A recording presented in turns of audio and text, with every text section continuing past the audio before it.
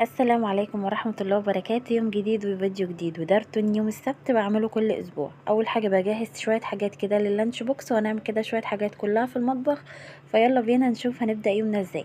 طبعا بعمل الميني بيتزا دي وبعمل كمان العيش ده. بجهز كل حاجة كده لللانش بوكس بتكفيني اسبوع. في يوم السبت ده بيبقى عندي دربكة في المطبخ ما بين تجهيزات اللانش بوكس وما بين كمان ان انا بجهز الغدا وكده. فبكيلو دقيق كده عملت كل الحاجات الحلوة اللي انتوا شايفينها دي. فيلا بينا نشوف تجهيزات يوم السبت للمدارس عملنا ايه. يلا نبدأ الفيديو ونقول بسم الله ونشوف يومنا هيكون عامل ازاي. اول حاجة كده كنت عايزة اسيح سمنة بلدي، فكان عندي كده كورة سمنة بلدي سيحتها، حطيتها في الحلة بقى وهرفعها على النار. وهنعمل كمان غدا مع بعض. غدانا النهارده بقى الشتوي الحلو ده. السبانخ طلعت وطلعت فراخ، غسلت السبانخ والخضرة كويس، ونقعت الفراخ كويس، طلعتها من الفريزر فكت وغسلتها برده كويس. انا بشيلها مغسولة وبطلعها برده اغسلها تاني وانقعها بملح وليمون لحد ما تفك خالص، وببدأ ان انا اشوحها بسمنة بلدي واطبخها. بعد كده بقى لما جهزنا حاجة الغدا قلت بقى هعجن شوية العجين اللي انا عايزاه بحيث ان هو يخمر. فهعمل شوية العيش الحلوين دول. انا منزله طريقته في القناه قبل كده، طريقته سهله وبسيطه وما بتعجنيه يعني بيطلع معاكي عيش جميل قوي. اللي هي بقى لبن، ميه دافيه، لبن بودره، ملح، سكر، كيس خميره عشان كنت عامله كيلو دقيق. وهتقلبي ده كله وهتعجني بقى العجينه لحد ما تلم معاكي في كيلو دقيق، يعني كيلو دقيق. العجينه دي كده بتلم معاكي كيلو دقيق. فهبدا ان انا بقى احط الدقيق بتاعي، طبعا انا نخلاه كويس، وهبدا بقى ان انا اعجنه عجنه حلوه وهركنه يخمر. عجننا عجينه العيش والحمد لله تمام وحلوه جدا. هبدا بقى ان انا احطها في الطبق بتاعها تخمر في مكان دافي، وهغطيها كده بكيس او ستريتش راب وهسيبها.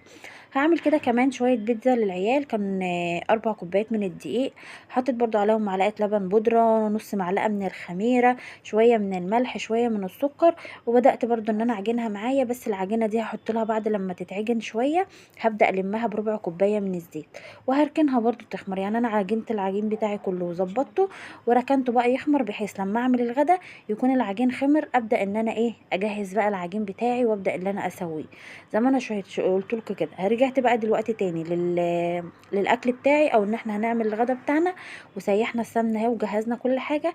وهطبخ بقى السبانخ. انا طبعا خدعت وحطيت كمان الفراخ على النار، وما شاء الله العجينه بتاعتي خمرت بسم الله ما شاء الله. انا طبعا عجينه العيش انا قرصتها. دي عجينه البيتزا برضو هبدا ان انا اقرصها بقى كور صغنونه كده قد الليمونه بالظبط. وبرضو العيش يعني يشد عن الليمونه شويه قد البيضه كده، عشان هعمله عيش صغير كده على قد السندوتش للولاد. هو من ساعه ما بدات اجهز لهم الحاجات دي فعلا نفعتني كتير ووفرت عليا كتير، وولادي بيحبوا الحاجات دي قوي. لما برضو قرصت كده وركنت العجينه زي ما انتوا شايفينها تخمر شويه وترتاح، كنت جهزت بقى الحاجات اللي انا هعملها معاكم دي. فلفلايه حمراء، على صفرة، على شويه طماطم كده اللي هي اللحم بتاع الطماطم من بره، على زيتون، على جبنه رومي. عملت صلصه سريعه كده اللي هي الصلصه بتاعه المعلبات، حطيت عليها ملح وفلفل وشويه زيت وخفتها كده بالميه. كان عندي كده قطعتين من جبنه الرومي بشرتهم في الكبه، وبدات ان انا اجهز البيتزا بتاعتي. بديها تجويف كده من جوه، وبعد كده بخرمها بالشوكه عشان ما تنفخش معايا قوي في الفرن.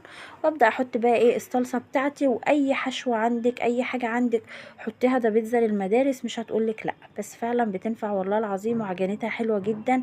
هتدهني الصينيه بتاعتك زيت وهتبداي ترصي فيها وهتبداي تعملي كده. هدخلها بقى على طول الفرن. انا لما بدات اجهزها سخنت الفرن، وبدأت ان انا بقى ادخل الحاجة بتاعتي كده. جهزنا البيتزا وحضرنا كمان الاكل بتاعنا، وشكل الاكل ما شاء الله، وشكل الحاجات كلها طالعة من الفرن تفتح النفس. شايفين شكل الحاجة عاملة ازاي؟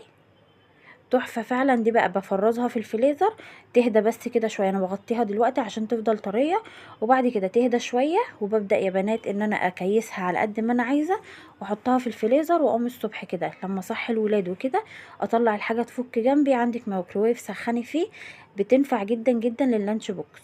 وكمان ده الغدا بتاعنا. اتمنى الفيديو يعجبكم. وحضرنا الغدا اللي هو رز بالشعرية وكانت الفراخ، وعملنا السبانخ. وده كان يوم السبت. بيبقى يوم هلاك بصراحة، بس برتاح من ناحية الولاد في اللانش بوكس.